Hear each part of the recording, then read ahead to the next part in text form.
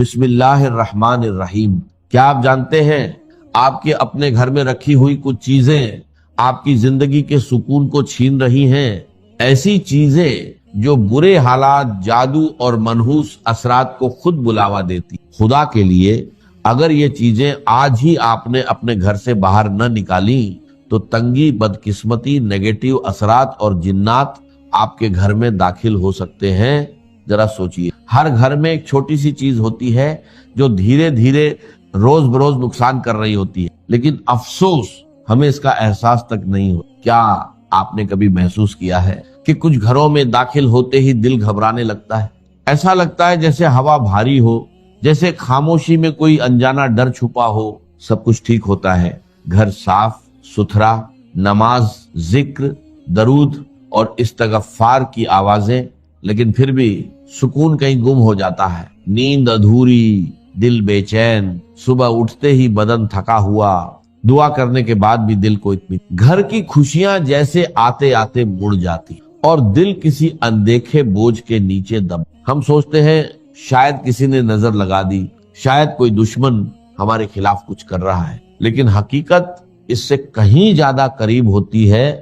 کبھی کبھی دشمن ہمارے اپنے ہی گھر کی دیواروں کے اندر چھپا ہوتا ہے اور ہم خود اپنی نادانی میں اسے پناہ دے رہے ہوتے ہیں۔ وہ ایک معمولی سی چیز جسے ہم نظر انداز کرتے ہیں، اصل میں وہی روشنی کو اندھیرے میں بدل دیتی ہے، رحمت کے فرشتوں کو دور اور شیطان کو قریب کر دیتی۔ گھر والے برے نہیں ہوتے، مگر اس کے اثر سے بے خبر رہتے۔ دھیرے دھیرے دل بوجھل ہو جاتا ہے، سکون ختم ہونے لگتا ہے اور انسان ایک انجانے ڈر میں گھر جاتا ہے۔ دعا کرتا ہے، کوشش کرتا ہے، مگر راحت نہیں ملتی۔ لیکن خوشخبری یہ ہے، اگر آج آپ اس حقیقت کو سمجھ لیں اور اس چیز کو اپنے گھر سے نکال دیں تو آپ خود بدلاؤ محسوس کریں۔ جہاں پہلے بے چینی تھی وہاں سکون اترنے لگے، جہاں جھگڑے تھے وہاں محبت کی ہوا چلے گی، جہاں خاموش دیواریں تھیں وہاں تسبیح کی آوازیں گونجیں گی،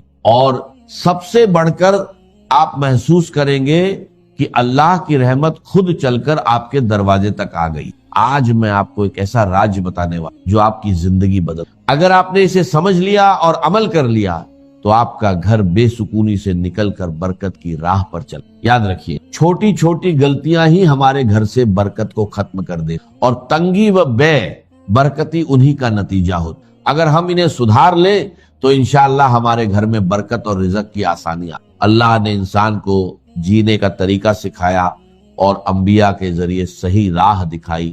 ان کی تعلیمات میں پوری زندگی کی کامیابی چھپی ہے۔ کامیابی کے لیے سیرت نبی صلی اللہ علیہ وسلم پر چلنا ضروری ہے۔ اسلام ہمیں سکھاتا ہے کہ ہر کام بسم اللہ سے شروع کریں، ہر وقت ذکر میں رہیں اور اپنے گھر کو نیک عملوں سے جوڑ کر رکھیں، کیونکہ آج کے دور میں وقت کی سب سے بڑی بربادی غفلت۔ تو استغفر اللہ، اللہ اکبر، الحمدللہ، یا حی یا قیوم جیسے اذکار ہماری زبان پر جاری رہے، اور اپنے بچوں کو بھی اس کی عادت ڈلوائیں۔ قرآن مجید کی تلاوت گھر میں برکت لانے کا سب سے بڑا ذریعہ ہے، چاہے تھوڑی ہی کیوں نہ ہو، لیکن روزانہ ہونی چاہیے۔ نبی کریم صلی اللہ علیہ وسلم نے فرمایا، اپنے گھروں کو قبرستان مت بناؤ، کیونکہ جس گھر میں سورہ بقرہ پڑھی جاتی ہے وہاں سے شیطان بھاگ جاتا۔ رات کو عشاء کے بعد سورۃ واقعہ کی تلاوت رزق میں اضافہ کرتی۔ صبح سورہ یاسین اور جمعۃ المبارک کو سورہ کہف کی تلاوت، یہ سب برکت اور رحمت کے دروازے کھول دیتی۔ یاد رکھیے، اگر آپ اپنے گھر میں سکون، برکت اور رحمت چاہتے ہیں تو آج ہی ان چھپی ہوئی غلطیوں کو پہچانیے اور اپنے گھر کو اللہ کی رحمت کے لائق بنائیے۔ یقیناً سب سے بہتر راستہ تقویٰ کا راستہ ہے، اور اے اہل عقل مجھ سے ڈرتے رہو۔ بے شک اللہ تعالیٰ کے نزدیک تم میں سب سے زیادہ عزت والا وہی ہے جو سب سے زیادہ پرہیزگار ہے، اور اللہ تعالیٰ ہر چیز کو جاننے والا، ہر بات سے باخبر۔ اب ذرا سوچئے، گھر میں برکت کیسے آتی ہے؟ کیا صرف مسجد میں عبادت کرنے سے یا صرف محفل میں نیک بننے سے؟ نہیں، اصلی امتحان تو تب ہوتا ہے جب انسان تنہائی میں ہوتا ہے، جب کوئی دیکھنے والا نہیں ہوتا سوائے رب ایک کائنات کے۔ اس وقت بھی اگر انسان اللہ کے خوف اور محبت میں تقوی اختیار کرے تو یہی عمل اس کے گھر میں برکت کا سبب بنتا ہے۔ اپنی بیوی، اپنے بچوں، والدین، بہن بھائیوں کے ساتھ حسن سلوک صرف اللہ کی رضا کے لیے کرنا، یہ وہ عمل ہے جس کا اثر سیدھے گھر کے سکون پر پڑتا ہے۔ اور یاد رکھیے، جب لوگ مل کر کھانا کھاتے ہیں تو اللہ عز و جل اس میں برکت ڈال دیتا ہے۔ سوچیے، جب ایک ہی دسترخوان پر والدہ، والد، میاں، بیوی، بچے اور بہن بھائی سب ساتھ بیٹھ کر بسم اللہ کہے تو اس برکت کا کیا عالم ہوگا۔ لیکن آج ہر شخص الگ الگ کمروں میں کھانا کھاتا ہے۔ یہ عادت صرف دوری نہیں بڑھاتی بلکہ گھر کی برکت بھی کم کر دیتی۔ نبی کریم صلی اللہ علیہ وسلم نے فرمایا کہ اللہ کے نزدیک سب سے پیارا کھانا وہ ہے جس پر زیادہ ہاتھ ہو۔ صحابہ نے کہا ہم کھاتے ہیں مگر سیر نہیں ہوتے، تو آپ نے فرمایا شاید تم الگ الگ کھاتے ہو، اکٹھے ہو کر کھاؤ اور اللہ کا نام لو، برکت ہو۔ رزق میں برکت کا ایک اہم راز صبح کا وقت ہے۔ ہمارے بزرگ فجر سے پہلے اٹھتے، نماز اور تلاوت کرتے، پھر حلال رزق کی تلاش میں نکلتے، اسی میں سکون اور برکت تھی۔ آج لوگ رات بھر جاگتے ہیں اور فجر میں سوتے ہیں، اس لیے کمائی زیادہ ہونے کے باوجود برکت نہیں رہتی۔ اگر ہم برکت چاہتے ہیں تو عادتیں بدلنی ہوں گی، صبح جلدی، رات کو جلدی سونا اور اللہ پر سچا توکل کرنا ہوگا۔ ایک مزدور تھا جو دن بھر محنت کرتا مگر پھر بھی بے سکون رہے۔ آخر وہ ایک بزرگ کے پاس گیا۔ بزرگ نے کہا آج کچھ مت خریدنا، صرف مٹھائی لانا، میں اس پر دم کروں گا، پھر گھر جا کر دروازے پر رکھ کر خاموشی سے سننا، تمہارے گھر کی ایک چیز خود تمہاری تنگ دستی اور بے سکونی کا راز بتا دے گی۔ مزدور حیران ہوا مگر مان گیا۔ شام کو جب وہ مٹھائی لے کر گھر پہنچا اور قدم رکھا تو حقیقت سامنے آنے لگی۔ وہ 3 چیزیں سامنے آئیں جو گھر میں تنگ دستی، بے سکونی اور نیگیٹیوٹی کو دعوت دیتی۔ پہلی چیز، جب دیواروں پر شکر کی جگہ ناشکری لکھی جائے، کچھ گھروں میں داخل ہوتے ہی عجیب سی خاموشی محسوس ہوتی ہے، جیسے ہوا بھی ٹھہر گئی ہو، دیواریں بولتی نہیں مگر سب کچھ بیان کر دیتی۔ انسانوں کے رویے ہی ایک خاموش تحریر بن جاتے ہیں۔ شکایت، ناشکری اور مایوسی، جہاں ہر بات میں میرے نصیب میں یہ کیوں گونجتا رہے، وہاں رحمت نہیں آتی، فرشتے لوٹ جاتے ہیں اور ان کی جگہ وسوسے لے لیں۔ یاد رکھیے، شیطان ہمیشہ دروازہ توڑ کر نہیں آتا، کبھی ہم خود اسے دعوت دیتے ہیں۔ جب الحمدللہ کی جگہ کاش ایسا ہوتا کہنا شروع کر دے، یہی وہ لمحہ ہوتا ہے جب برکت دھیرے دھیرے گھر سے رخصت ہونے لگتی، جب ہم نعمتوں کو معمول سمجھنے لگتے ہیں اور کمیوں کو عظیم بنا دیتے ہیں، تو سمجھ لیجئے کہ روشنی کا چراغ بجھنے لگا ہے، وہی روشنی جو گھر کو امن دیتی تھی، رزق میں برکت لاتی تھی اور دلوں کو نرم رکھتی تھی۔ ناشکری کوئی معمولی احساس نہیں، یہ ایک خاموش زہر ہے جو دھیرے دھیرے پورے گھر کی فضا کو کھا جاتا ہے۔ یہ باتوں سے شروع ہوتی ہے مگر اثر ماحول پر ڈالتی۔ ایک وقت آتا ہے جب گھر بھرا ہوتا ہے مگر دل خالی، الفاظات زیادہ ہوتے مگر سمجھ کم ہو جاتی ہے، اور پھر زندگی کی رونقیں ایک ایک کر کے رخصت ہونے لگتی۔ شیطان ایسے گھروں میں خوشی سے بسیرا کرتا ہے جہاں زبان ناشکری بولے اور دل شکر کرنا بھول جائے۔ وہ جانتا ہے کہ جہاں شکر نہیں وہاں سجدے بھی بے نور ہو جاتے ہیں، جہاں شکایت ہو وہاں دعا بھی دروازہ نہیں کھول۔ وہ ہر دل میں یہ احساس ڈالتا ہے کہ تم محروم ہو، اور انسان اپنی موجودہ نعمتوں کو بھول کر خالی پن میں الجھتا چلا جاتا۔ یاد رکھیے، شکر صرف الفاظ نہیں، یہ ایک روشنی ہے۔ یہ وہ روشنی ہے جو اندھیروں کو پیچھے دھکیلتی ہے، فرشتوں کو متوجہ رکھتی ہے اور شیطان کے قدم جلا دیتی ہے۔ جس گھر میں زبان الحمدللہ کہنا سیکھ لے، اس گھر کی چھت بھی دعا بن جاتی ہے۔ اگر آپ چاہتے ہیں کہ تنگ دستی کا سلسلہ ٹوٹ جائے، بے سکونی کی زنجیریں کٹ جائیں اور گھر میں روشنی خود چل کر آئے، تو سب سے پہلے اپنے الفاظ بدلیں، کیونکہ جب دیواروں پر شکر لکھا جاتا ہے تو رحمت خود ان الفاظ کو پڑھنے آتی۔ دوسری چیز، جب آنکھیں عیب ڈھونڈنے کی عادی ہو جائیں، کبھی سوچا ہے جب تیری آنکھیں کسی کی کمی تلاش کرنے لگتی ہیں تو تیرے نصیب کی روشنی کیوں کم ہو جاتی ہے؟ کیوں گھر کا سکون ریت کی طرح ہاتھ سے پھسل جاتا ہے؟ اس لیے کہ وہ آنکھ جو محبت کے لیے بنی تھی اب تنقید کا ہتھیار بن چکی، وہ نگاہ جو رحمت دیکھنے کے لیے تھی اب صرف عیب ڈھونڈتی۔ جس گھر میں عیب ڈھونڈنے والے بستے ہیں وہاں برکت نہیں ٹکتی، وہاں شیطان اپنا ٹھکانہ بنا لیتا ہے۔ یہ عیب ڈھونڈنا کوئی چھوٹا گناہ نہیں، یہ روح کی بیماری ہے، یہ وہ آگ ہے جو خاموشی سے دلوں کو جلاتی ہے، رشتوں کو راکھ کر دیتی ہے اور گھر کی فضا کو اندھیروں میں بدل دیتی ہے۔ جہاں ہر زبان دوسرے کی غلطی گنتی ہو وہاں رزق تنگ ہو جاتا ہے، دعائیں رک جاتی ہے اور سکون ہجرت کر جاتا ہے۔ شیطان جانتا ہے کہ محبت والے گھر اس دشمن ہے، اس لیے وہ نگاہوں میں زہر گھول دیتا ہے، دلوں کے بیچ دیواریں کھڑی کر دیتا ہے۔ یاد رکھو، جس گھر کی آنکھیں عیب دیکھنے لگتی ہیں اس گھر کی برکتیں پردہ کر لیتی۔ جہاں بدگمانی ہو وہاں فرشتے نہیں آتے۔ اگر تم چاہتے ہو کہ تنگ دستی دور ہو جائے اور سکون واپس آ جائے تو اپنی نگاہ پاک کرو، عیب دیکھنے کے بجائے خوبی دیکھو۔ عیب چھپانے والا اللہ کا دوست بنتا ہے اور عیب پھیلانے والا شیطان کا۔ تیسری چیز، جب دروازے دعاؤں سے نہیں آوازوں سے کھلے۔ کیا تم نے کبھی سوچا ہے کہ گھر وہ جگہ ہے جہاں امن اترنا چاہیے، جہاں ہر سانس میں محبت کی خوشبو ہونی چاہیے؟ لیکن اگر وہی دروازہ شور، تلخی اور چیخ پکار سے کھلے تو سمجھ لو کہ وہاں رحمت کی جگہ زحمت نے لے لی۔ جب گھروں کے دروازے سلام سے خالی ہو جائے تو وہاں فرشتے نہیں آتے۔ جب الفضا بھاری ہو جائے تو فضا بھی بوجھل ہو جاتی ہے، اور جب گفتگو میں تلخی ہو تو برکت اٹھ جاتی ہے۔ گھر کا شور صرف آوازوں کا نہیں ہوتا، یہ دلوں کے شور سے پیدا ہوتا۔ جب ماں کا دل دکھی ہو، بچوں کے لہجے میں کڑواہٹ ہو تو یہ شور دھیرے دھیرے پورے گھر کی روشنی کھینچ لے، پھر وہی گھر جو کبھی سکون کا گہوارہ تھا بے برکتی کا مرکز بن جاتا ہے۔ شیطان کو شور پسند ہے، اسے وہ گھر پسند ہے جہاں بحث ہو مگر دعا نہ ہو، غصہ ہو مگر صبر نہ ہو، میں ہو مگر ہم نہ ہو۔ اگر تم چاہتے ہو کہ تنگ دستی تمہارا مقدر نہ بنے تو اپنے گھر کے دروازے آوازوں سے نہیں دعاؤں سے۔ سلام کو اپنی دہلیز کا پہلا لفظ بناؤ، درود کو اپنے دروازے کا پہرے دار بناؤ۔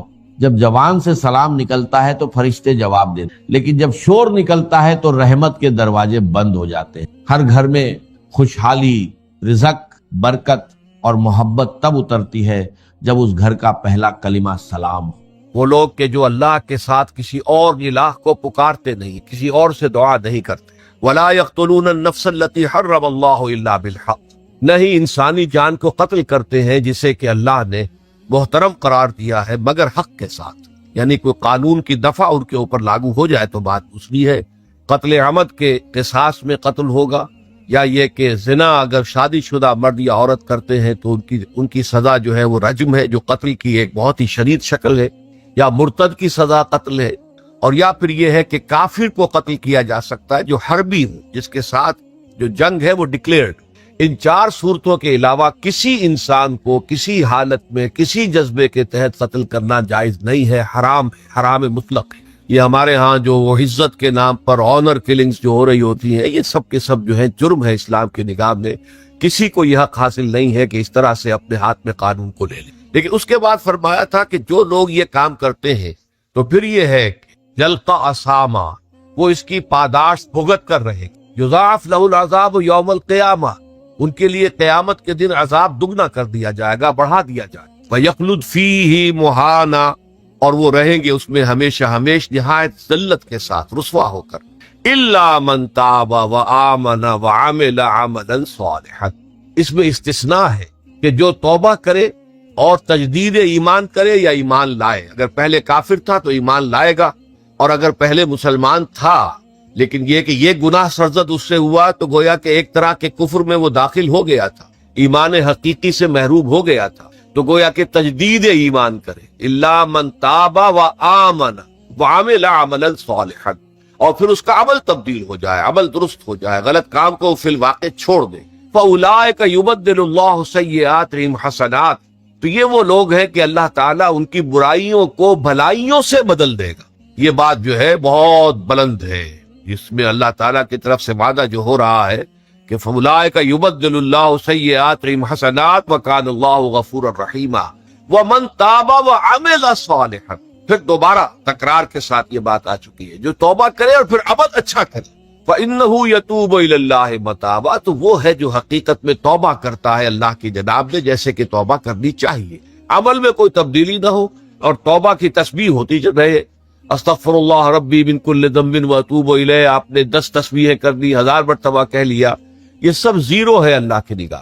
ذکر کا ثواب مل جائے گا کہ اتنا وقت آپ نے اللہ کا نام لیا ہے، اللہ کا ذکر کیا ہے، اس کا ثواب تو ملے گا، لیکن یہ توبہ نہیں ہے، اس سے کسی گناہ کی معافی کا کوئی سوال نہیں ہوتا، اس سے برائیوں کے بھلائیوں میں بدلنے کا کوئی امکان نہیں، اس سے اس کی سزا سے بچنے کی کوئی سبیل نہیں۔ اب سورہ تحریم میں خاص طور پر ایک خاص جو پس منظر ہے اس کے اعتبار سے یہ آیت آ رہی ہے، یا ایھا الذین آمنوا توبوا الی اللہ توبۃ نصوحا، اے وہ لوگوں جو ایمان لائے، اے ایمان کے مدعیوں، دعوے داروں، توبہ کرو اللہ کی جناب میں، لیکن وہ توبہ خالص ہونی چاہیے، توبۃ نصوحا۔ اس سورہ مبارکہ کے پس منظر کو نوٹ کیجئے تو اس میں ایک خطائے اجتہادی کہہ لیجئے حضور سے ہو گئی تھی صلی اللہ علیہ وسلم، اگرچہ وہ خطا جانب خیر میں تھی، اچھے کام کے لیے تھی، برے کام کے لیے نہیں تھی، کہ آپ نے اپنی ازواج مطہرات کی دل جوئی کے لیے ایک شے جو اللہ کی طرف سے آپ کے لیے حلال تھی اس کو استعمال نہ کرنے کی قسم کھا لی، تو اس پر حضور کو روکا گیا، یا ایھا النبی لم تحرم ما احل اللہ لک تبتغی مرضات ازواجک، اے نبی کیوں آپ اپنے اوپر حرام ٹھہراتے ہیں وہ شے جو اللہ نے آپ کے لیے حلال قرار دی ہے؟ کیا آپ اپنی بیویوں کی رضا جوئی کے لیے ایسا کر رہے ہیں؟ واللہ غفور الرحیم، اللہ غفور ہے، رحیم ہے، اللہ نے آپ کی اس خطا سے درگزر کیا ہے، لیکن قد فرض اللہ لکم تحلۃ ایمانکم، اللہ تعالیٰ نے راستہ تمہارے لیے کھول دیا ہوا ہے کہ ایسی قسموں کو کھولا جا سکتا ہے، جس کے لیے کہ سورہ مائدہ کے اندر کفارہ دے دیا گیا، تو گویا کہ حضور کو یہاں حکم دیا جا رہا ہے کہ آپ اپنے اس قسم کا کفارہ دیجئے، قسم کا، اور یہ جو قسم ہے اس کو کھول دی۔ نمبر 2 پہ پھر 2 ازواج مطہرات کا معاملہ آیا کہ حضور نے ایک راز کی بات کہی ایک زوجہ محترمہ سے، لیکن انہوں نے وہ راز جو ہے وہ دوسری زوجہ محترمہ کو پہنچا دیا جن میں زیادہ آپس میں قریبی تعلق تھا، تو گویا کہ یہ بھی ایک طرح سے خیانت ہو گئی، اس لیے کہ راز جو ہے وہ تو ایک امانت ہوتا ہے، اور خاص طور پر عائلی زندگی میں میاں بیوی کے درمیان کے جو معاملات ہوتے ہیں وہ تو بہت ہی رازداری پر مبنی ہوتے ہیں، اس لیے ان میں سے کوئی چیز جو ہے جس کو خاص طور پر کہا گیا ہو کہ یہ ایک راز کی بات ہے، یہ تم سے کہہ رہا ہوں، کسی اور سے کہنا نہیں ہے، تو اس میں جو غلطی ہوئی ہے وہ بھی ایک بڑی غلطی تھی حضرت عائشہ صدیقہ رضی اللہ تعالی عنہا ان کی۔ تو ان دونوں کے پس منظر میں پھر تیسری بات آئی کہ اہل ایمان اگر تم غافل ہو اپنے اہل و عیال کی طرف سے اس اعتبار سے کہ ان کا کردار کیسا بن رہا ہے، وہ اللہ کے بندے ہیں یا کوئی غلطیاں کر رہے ہیں، خطا کر رہے ہیں، تو دیکھو یہ تم ان کے ساتھ جو ہے وہ محبت نہیں کر رہے، عداوت کر رہے ہیں، اس لیے کہ تمہاری اس نرمی، تمہاری اس شفقت اور ان محبت کے اندر اس درجے بڑھ جانا کہ اس میں اللہ تعالیٰ کے جو حرام کردہ امور ہیں ان میں بھی تم ملوث ہو جاؤ، تو یہ گویا کہ در حقیقت تم اپنے آپ سے بھی دشمنی کر رہے ہو اور ان سے بھی دشمنی کر رہے ہو، اپنے آپ سے دشمنی کر رہے ہو کہ تمہاری عاقبت خراب ہو، ان سے دشمنی کر رہے ہو کہ ان کی اگر تربیت غلط ہو جائے گی تو گویا کہ وہ جہنم کا نوالا بنے۔ اب اس 3 چیزوں کے پس منظر میں فرمایا جا رہا ہے، یا ایھا الذین آمنوا توبوا الی اللہ توبۃ نصوحا، اے ایمان والو، اے ایمان کے دعوے دارو، اللہ کے جناب میں توبہ کرو، لیکن توبہ خالص نصوحا۔ پہلی بات تو یہ جان گئی، میں نے بھی یہ یقیناً پہلے بھی عرض کیا ہوگا لیکن دہرانے میں کوئی حرج نہیں ہے، عربی زبان میں یہ 2 الفاظ بہت قریب ہیں، آبا یعوب اوبن اور تابا یتوب توبت یا توبتن۔ آبا یعوب اوبن بھی ہوتا ہے واپس لوٹنا، لیکن یہ ہے کسی یعنی مادی چیز کی طرف سے واپس لوٹنا، ایک ہے تابا یتوب توبن یا توبتن، وہ کسی فعل سے، معنوی چیز سے پلٹ آنا، لوٹ آنا۔ چنانچہ ایک بڑی پیاری جو دعا حضور صلی اللہ علیہ وسلم مانگا کرتے تھے، آپ کی مسنون دعاؤں میں سے ہے، جب آپ سفر پر گئے واپس گھر آئے تو گھر میں داخل ہوتے ہوئے آئبونا تائبونا لربنا حامدون، ہم پلٹ کر آ گئے ہیں سفر سے، وطن سے میں پہنچ گئے ہیں، گھر میں داخل ہو رہے ہیں، اور ہم اس حال میں بھی اپنے رب کی جناب میں توبہ بھی کر رہے ہیں، رجوع کر رہے ہیں اللہ کی جناب میں، اور اپنے رب کی حمد کرتے ہوئے داخل ہیں۔ آئبونا تائبونا لربنا حامدون۔ اسی طرح آپ بازار جائیں، اس کے بعد اپنے گھر میں داخل ہو تو یہ دعا پڑھیں، تو یہ گویا یہ بہت ہی ایک یوں سمجھیے مبارک، بہت سی اس کے اندر برکات ہوں گی۔ تو اس میں بھی لفظ آبا یعوب اوبن، تابا یتوب توبت، یہ دونوں کے بہت قریب آ گئے، آئبونا تائبونا لربنا حامدون، توبو الی اللہ۔ اب الہ کو نوٹ کیجئے، یہ توبہ کا لفظ بھی بہت سے ایسے الفاظ میں سے عربی زبان کے، جیسا کہ اس سے پہلے ہم دیکھ چکے ہیں کہ ایک لفظ ہے رغبہ، رغبہ رغبت جسے اردو میں ہم بولتے ہیں، رغبہ الہ ہوگا تو کسی شے کی طرف رجحان ہونا، اس کی طلب پیدا ہو جانا، اس کی خواہش پیدا ہو جانا، اور رغبہ عن ہوگا تو کسی چیز سے متنفر ہو جانا، دور ہٹ جانا، دور چلے جانا۔ ورب ایک ہی ہے، پریپوزیشن کی چینج سے بالکل برعکس نتیجہ نکلا ہے۔ ومن رغب عن سنتی فلیس منی، جسے میری سنت پسند نہیں ہے، جو اس سے ہٹتا ہے، پیچھے ہٹتا ہے، اس کو ترک کرتا ہے، اس کا مجھ سے کوئی تعلق نہیں۔ اسی طرح مالا یمیل و میلن، مالا الا کسی شے کی طرف مائل ہو، مالا عن اس شے سے ہٹ جانا، پیچھے ہٹ جانا، نفرت ہو جانا۔ اسی میں وہ لفظ تھا سا، فقط سغت قلوبکما، تمہارے دل جو ہے وہ تو مائل ہو ہی گئے۔ سغا بھی الا ہوگا تو اس کے معنی کسی شے کی طرف مائل ہو جانا، عن ہوگا تو کسی شے سے متنفر ہو جانا۔ تو وہاں میں عرض کر چکا تھا لقد سقط قلوبکما، تو اے نبی کی دونوں بیویوں، تمہارے دل تو یقیناً اللہ کی طرف مائل ہو چکے ہیں، توبہ کی طرف مائل ہو چکے ہیں، لیکن زبان سے یہ کہتے ہوئے کہ حضور معاف کر دیجئے غلطی ہو گئی ہے، اس میں ذرا حجاب آ رہا ہے۔ ظاہر بات ہے شوہر اور بیوی کے درمیان جس طرح کا تعلق ہوتا ہے تو اس میں یہ کہ بسا اوقات اپنی غلطی کو واضح الفاظ میں تسلیم کرنے میں کچھ ہچکچاہٹ سی ہوتی، تو وہ ایک کیفیت تھی کہ تمہارا دل تو مائل ہو چکا ہے، لیکن یہ کہ تم ذرا زبان سے بھی کہو، اقرار کرو۔ اسی طریقے سے یہ لفظ توبہ ہے، توبہ الہ ہے، کسی کی جناب میں توبہ کرنا۔ جب اللہ تعالیٰ کی طرف توبہ کا لفظ آئے گا تو توبو الی اللہ توبۃ نصوحا، اللہ کی جناب میں توبہ کرو۔ اور جب اللہ تعالیٰ توبہ کرتا ہے، یہ لفظ جو ہے دو طرف استعمال ہوتا ہے، تواب بندہ بھی ہے، تواب اللہ بھی ہے۔ اللہ تواب ہے، بہت توبہ کا قبول کرنے والا، بندہ تواب ہے، بہت زیادہ توبہ کرنے والا۔ وہ حدیث میں آپ کو سنا چکا ہوں، کل بنی آدم خطاؤن وخیر الخطائین التوابون، تمام بنی آدم نہایت خطا کار ہیں، گناہ گار ہیں، غلطیاں ہوتی ہیں، خطائیں ہوتی ہیں، لیکن ان خطا کاروں میں بہتر لوگ وہ ہیں جو بہت توبہ کرتے ہیں، رجوع کرتے ہیں، پلٹتے ہیں، ان میں پشیمانی پیدا ہو جاتی ہے اور وہ اللہ تعالیٰ کی جناب میں رجوع کرتے ہیں، تو وہ تواب ہے، بہت زیادہ توبہ کرتے ہیں۔ لیکن اللہ کی جناب میں توبہ جب بندہ کرتا ہے تو وہ الہ آئے گا، تابہ الہ، اس نے توبہ کی اللہ کی جناب پہ۔ اللہ توبہ کرتا ہے یعنی اللہ تعالیٰ جو ہے اپنی نظر شفقت اور نظر رحمت جو پھیر دی تھی اس نے کہ ایک بندے نے گناہ کیا ہے، میرے حکم کی جو ہے خلاف ورزی کی ہے، معصیت کا ارتکاب کیا ہے، تو اللہ تعالیٰ اپنی رحمت اور شفقت کی نگاہ اس سے ہٹا دیتا ہے۔ لیکن جب بندہ توبہ کرتا ہے تو پھر اللہ تعالیٰ پہ رجوع فرماتا ہے اور اپنی شفقت اور رحمت اور مغفرت کے ساتھ بندے کی جانب متوجہ ہو جائے۔ لیکن وہاں تابہ اعلیٰ آئے گا،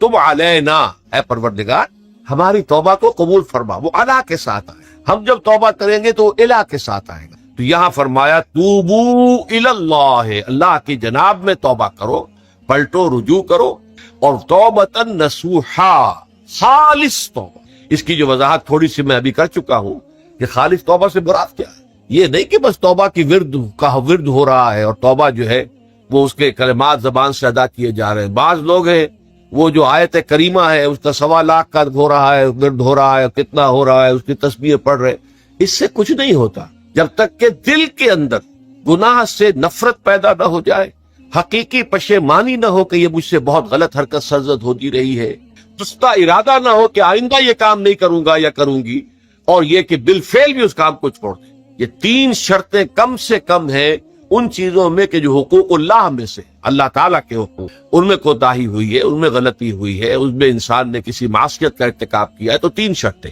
حقیقی پشیمانی نمبر 1، جس کے لیے میں نے اقبال کا شعر آپ کو سنایا تھا جو بالکل نوجوانی کے دور میں انہوں نے کہا تھا، اور کسی، اب میں نام بھول رہا ہوں، کوئی بہت بڑے شاعر جو استاذ تھے، اساتذہ، استاذ الشعراء، انہوں نے کہا تھا کہ میاں صاحبزادے اس عمر میں، اور یہ شعر اس قدر اونچا شعر ہے کہ موتی سمجھ کے شان کریمی نے چن لیے قطرے جو تھے میرے عرق انفعال کے۔ انفعال کہتے شرمندگی کو، کہ میں جب شرمندہ ہوا کہ میں اللہ کی جناب میں یہ کیا حرکت کر بیٹھا، تو اس سے میرے پیشانی پر جو پسینے کے قطرے رونما ہوئے، اللہ تعالیٰ نے ان کو موتی سمجھ کے چن لیا۔ اللہ تعالیٰ کو بندے کی توبہ سے اتنی خوشی ہوتی ہے۔ وہ حدیث بھی میں آپ کو سنا چکا ہوں کہ تم اندازہ کرو، ایک شخص ہے کہ جو ایک ریگستان میں لقودق صحرا میں سفر کر رہا تھا، اس کا ایک اونٹ تھا جس پر وہ سفر کر رہا تھا، اسی پر اس کا جو بھی راستے کا کچھ کھانا وانا تھا، خوراک تھی، وہ بھی، اس کی پوٹلیاں بھی تھی، اور پانی کی چھاگل بھی بندھی ہوئی تھی۔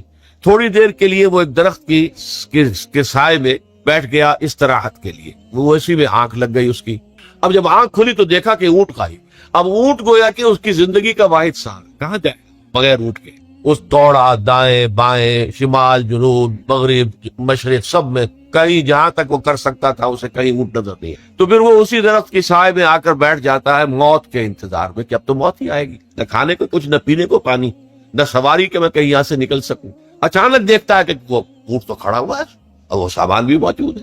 تو اس میں فرط مسرت کی وجہ سے خوشی اتنی شدید ہوتی ہے اسے کہ وہ کہنا تو یہ چاہتا ہے اللہ میں تیرا بندہ ہوں تو میرا رب، لیکن وہ کہہ یہ بیٹھتا ہے اللہ میں تیرا رب ہوں تو میرا بندہ. یعنی اتنا وہ اپنے اس میں حواس کھو بیٹھتا ہے خوشی کی وجہ سے. اتنی ہی خوشی ہوتی ہے اللہ تعالیٰ کو اپنے کسی گناہگار بندے کی توبہ سے. اب آپ اندازہ کیجئے، یہ ہے جو تشبیہ حضور صلی اللہ علیہ وسلم نے توبہ کی عظمت کے لیے بیان. تو اس کے حوالے سے، اور میں آپ کو فلسفے کے طور پر بھی بتا چکا ہوں کہ بہت بڑی غلطی جو ہے، جیسے ان دونوں صورتوں کا جو مرکزی مضمون میں نے بتایا تھا کہ خاندانی زندگی میں دو انتہائی کیفیات پیدا ہوتی، یا میاں بیوی کی موافقت نہیں ہو رہی تو آخری حد ہے طلاق، یا یہ ہے کہ اتنی محبت ہو گئی ہے کہ محبت کی وجہ سے شریعت کی حدود کے اندر رد و بدل ہو رہا ہے. تو پہلے کے موضوع کے اوپر سورہ طلاق ہے اور دوسرے موضوع کے اوپر سورہ تحریم ہے. تو طلاق کے معاملے میں بھی عیسائیوں سے جو بہت زیادہ غلطی، بہت بڑی سرزد ہوئی، وہ یہ ہے کہ حضرت عیسیٰ نے یہ فرمایا تھا کہ جو شخص اپنی بیوی کو طلاق دیتا ہے گویا کہ ناحق، وہ گویا کہ اس سے زنا کرواتا ہے. یعنی یہ کہ طلاق ہو گیا اس کو، اب وہ بیچاری جو ہے وہ بے شوہر کے ہے، عام طور پر متعلقہ سے کوئی شادی نہیں کرتا، تو اب اس کے فتنے میں مبتلا ہونے کا امکان موجود ہے، وہ زناکاری پر آمادہ ہو سکتی. تو جس شخص نے اسے غلط طلاق دی تھی در حقیقت وہ ذمہ دار ہوگا اس زناکاری کا جو وہ کر رہی ہے. یہ اصل میں ایک اخلاقی تعلیم تھی جس کو کہ انہوں نے قانونی سمجھ لیا اور طلاق کا دروازہ بند کر دیا. حالانکہ شریعت موسوی میں طلاق کا راستہ کھلا تھا، جیسے شریعت محمدی میں کہ اگر کوئی صورت ایسی ہے کہ مزاج نہیں مل رہا ہے تو ٹھیک ہے، علیحدہ ہو جاؤ، سیپریشن کا راستہ کھلا ہوا. اگرچہ اللہ کو حلال چیزوں میں سب سے زیادہ ناپسند طلاق ہے، اللہ چاہتا یہی ہے کہ یہ بندن بند جائے تو بندہ رہے ساری عمر. لیکن یہ کہ یہ بھی نہیں ہے کہ گھر کے اندر چخ چخ ہوتی رہے، چپکنش چلتی رہے، گھر کے اندر چین نہ رہے، راحت نہ رہے، باہمی اعتماد نہ ہو اور پھر بھی وہ بندن بندہ رکھا جائے، اس کو کوئی فائدہ نہیں. تو قانون وہ تھا، لیکن اخلاقی تعلیم یہ تھی. جیسے حضور نے فرمایا ابغض الحلال عند اللہ الطلاق، لیکن ساتھ ہی میں نے وہ حدیث بھی آپ کو سنا دی کہ جو شخص اپنی بیوی کی جو بھی اس کی روش ہے اس سے سخت نالا ہے، شکایتیں کرتا پھرتا ہے دوسروں سے، طلاق نہیں دیتا، تو اللہ تعالیٰ اس کی دعا سنتا ہی کہ جب میں نے تمہارے لیے راستہ کھلا ہوا تھا وہ تم اختیار نہیں کر رہے. تو یہی معاملہ در حقیقت عیسائیوں نے اس حد تک بڑھایا کہ حضرت آدم اور حوا سے جو خطا ہو گئی تھی، وہ خطا جو ہے وہ تو ہر انسان دنیا میں جو آتا ہے تو خطا کار ہے. وہ اپنے آباء و اجداد، اپنے اماں حوا اور اپنے ابا آدم کی خطا لے کر اپنے ساتھ پیدا ہو رہا ہے، تو گناہ گار ہے. مین از سنفل فرام دی ویری. اب اس کا کیا علاج ہو؟ پھر وہ تو اس کا علاج ڈھونڈا کہ اللہ نے اپنا اکلوتا بیٹا زمین پر بھیج کر اور اسے ان لوگوں کی طرف سے کفارہ بنا لیا کہ جو ہمارے اس بیٹے پر ایمان لے. یہ سارا عقیدہ بنائے فاسد علی الفاسد کیوں ہوا؟ کہ توبہ کے بارے میں تصور ان کا غلط ہو. اللہ قرآن مجید نے واضح کیا کہ غلطی تو ہوئی تھی حضرت آدم و حوا سے، شیطان کے بہکانے میں آ گئے تھے، لیکن یہ کہ پھر انہوں نے توبہ کی، اللہ نے تاب علیہ، اللہ نے اس کی توبہ قبول فرما لی. فتلقى آدم من ربہ کلمات فتاب علیہ. تو آدم نے اپنے رب سے کچھ کلمات سیکھ لیے. پشیمانی تو ہو گئی تھی، شرمندگی ہو گئی تھی، لیکن الفاظ نہیں مل رہے تھے. کن الفاظ میں میں اللہ کی جناب میں توبہ کروں؟ اللہ کی کمال شفقت کے اللہ نے وہ الفاظ بھی انہیں تلقین کر دیے جو سورہ اعراف کے اندر بیان ہوئے ہیں. ربنا ظلمنا انفسنا وان لم تغفر لنا وترحمنا لنكونن من الخاسرین. اللہ نے توبہ قبول فرما لی، فتاب علیہ. اب جو بچہ پیدا ہو رہا ہے نسل آدم کا، وہ کوئی اپنے جد امجد جو ہے حضرت آدم اور حضرت حوا کے گناہ کی پوٹ لے کر نہیں آتا ہے. وہ تو کل مولود یولد علی الفطرہ، فطرت الاسلام پہ پیدا ہوتا ہے. تو توبہ کی در حقیقت جو عظمت اور حقیقت ہے ہمارے دین میں، اس کو نہ سمجھنے سے بھی بہت بڑی غلطیاں لوگوں سے ہو جاتی ہے. تاریخ انسانی میں اتنی بڑی بڑی غلطیاں ہوئی. طلاق کے معاملے میں بھی عیسائیوں نے پھر یہ کیا کہ سوائے اس کے کوئی شکل نہیں ہے کہ بیوی زناکار ہو تو پھر تو طلاق ہو جائے گی، سیپریشن ہو جائے گی. لہذا جو طلاق دینا چاہتے تھے وہ ایسے مواقع پیدا کرتے تھے کہ بیوی زنا کرے، یا یہ کہ جھوٹی گواہیاں فراہم کرتے تھے زناکاری کی اور پھر اس سے چھٹکارا حاصل کرتے تھے. اس کے بغیر چھٹکارا حاصل کرنے کی کوئی شکل نہیں تھی. اس پر بڑے بڑے افسانے جو ہیں وہ مغربی لٹریچر کے اندر آپ کو ملیں گے کہ عورت سے نجات پانے کے لیے انہیں پھر یہ کرنا پڑتا کہ جھوٹے طور پر جھوٹا الزام تہمت لگا کر اس کے اوپر زنا کا الزام ثابت کرے، یا یہ ہے کہ اسے واقعتاً خود ایسے حالات میں ڈال دے کہ وہ زانیہ بن جائے اور پھر اس سے نجات حاصل. یہ گویا کہ پھر وہی بناء فاسد علی الفاسد، ایک غلط بات کے اوپر دوسری غلط بات کہی. تو توبوا الی اللہ توبۃ نصوحا، توبہ کرو اللہ کی جناب پہ جو کہ خالص توبہ. خالص توبہ میں 3 شرائط میں نے بیان کر دی کہ اگر اللہ کے حقوق میں معاملے میں کمی بیشی ہوئی ہے تو پھر یہ ہے کہ پشیمانی حقیقی، عزم مصمم دوبارہ نہیں کروں گا نہ کروں گی، اور نمبر 3 یہ کہ ایک مرتبہ اس گناہ کو لازماً چھوڑ دینا۔ اس کے بعد جو ہے اگر یہ حقوق العباد میں سے تو ایک چوتھی اضافی شرط ہے، یا تو اس کی تلافی کرو، اس کا پیسہ مارا تھا تو پیسہ دو، بہن کا حق جو ہے وراثت میں کھایا تھا تو اس کو ادا کرو، یا اس سے معافی حاصل کرو، یا پھر ایک شکل ہو سکتی ہے کہ اگر وہ فوت بھی ہو گیا ہے، اب کوئی شکل نہیں ہے، اس کی طرف سے صدقہ و خیرات کرتے رہو، اللہ یہ میں کر رہا ہوں اس کے حساب میں اس کو جمع کر دے، اور میری جو کوتاہی تھی اس کو معاف فرما دے، اس کو جو ہے وہ ڈیبٹ کریڈٹ ہو جائے گا۔ ورنہ پھر آخرت میں یہ ہوگا کہ آپ کی نیکیاں اس کے حوالے کی جائیں گی، یا آپ کے پاس نیکیوں کا ذخیرہ بھی کافی نہ ہوا تو اس کے گناہ آپ کے پلڑے میں ڈال دیے جائیں گے۔ اور اسی کو حضور نے فرمایا کہ میری امت کا اصل مفلس وہ ہے۔ آپ نے پوچھا اتدرون من المفلس، آپ لوگ جانتے ہیں کہ مفلس کون ہوتا ہے؟ تو صحابہ نے وہی جواب دیا جو ہم میں سے ارشد جواب دے گا، المفلس عندنا من لا درہم لہ ولا دینار، ہمارے نزدیک ہم مفلس اس کو کہتے ہیں جس کے پاس درہم و دینار نہیں ہے، روپیہ پیسہ نہیں ہے۔